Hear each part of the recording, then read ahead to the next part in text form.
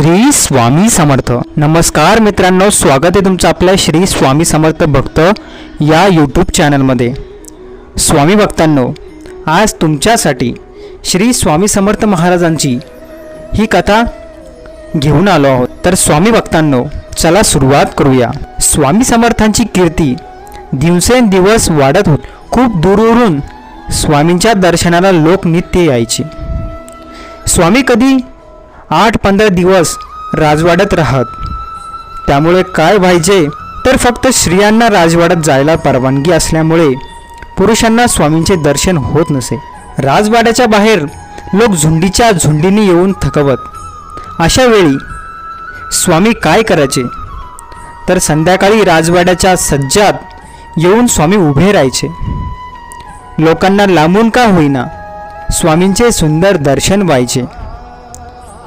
स्वामी अंतर्ज्ञानाने एखाद्या आर्त भक्ताची दुःख कहाणी समजून घ्यायचे आणि फक्त त्यालाच सेवकांमार्फत राजवाड्यात बोलवून ते घ्यायचे। त्यांचे दुःख समजून घ्यायचे आणि त्याला योग्य उपदेश करून केवळ स्पर्शनी त्यांचे दुःख हलके करायचे। त्याला प्रसाद द्यायचे। स्वामींच्या केवळ दर्शनासाठी लोक येत होते। खूप वेळेला स्वामी वटवृक्षाखाली बसायचे। पहाटेपासून लोकांची रीघ लागायची। मध्यरात्रीपर्यंत स्वामींना पाहण्यासाठी लोक गर्दी करायचे। महाराजांना क्षणाची विश्रांती मिळायची नाही। स्वामी सर्वांना मार्गदर्शन करायचे, सर्वांच्या अडचणी सोडवायचे। फक्त स्वार्थी आणि मतलबी लोकांना अक्षरशः घालवून लावायचे। परमभक्तावर मात्र स्वामी प्रेम करायचे। श्री स्वामी समर्थ हे पूर्ण ब्रह्म आहेत याची सर्वांनाच खात्री पटली होती। स्वामींच्या अंतर्लीला हा सर्वांचा चर्चेचा विषय झाला होता। विशेषतः त्यांची आरती करताना आपण प्रत्यक्ष परब्रह्म अनुभवतो आहोत याची लोकांना अनुभूती मिळायची। कारण स्वामी काय करायचे की प्रत्येक भक्ताला आरतीच्या वेळी त्याच्या उपास्य देवाचे दर्शन द्यायचे आणि त्या प्रसंगी लोक आनंदाचे चित्कार करायचे। विशेषतः श्री दत्त भक्तांना स्वामींचा सहवास ही एक फार मोठी पर्वणी वाटायची। कारण त्यांना श्री दत्तात्रेयाचे सुरेख दर्शन रोजच घडायचे।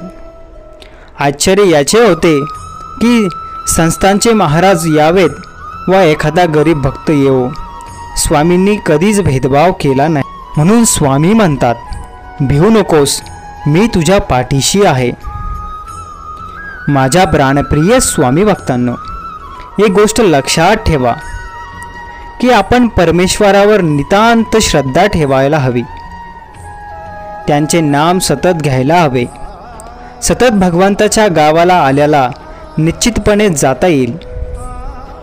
तुम्हाला एक सत्य सांगतो की आपण अंधकाराच्या अज्ञानी रात्री प्रथम संपचायला हव्यात, तरच ज्ञानाची पहाड उमळून येईल। याचा अर्थ असा की अज्ञान मार्गाने प्रपंचाची वाट चालण्यापेक्षा ज्ञान मार्गाने भगवंत स्मरणाची वाटचाल करणे अत्यंत आवश्यक आहे। तरच भगवंता भेटीचा सोहळा जुळून येतो।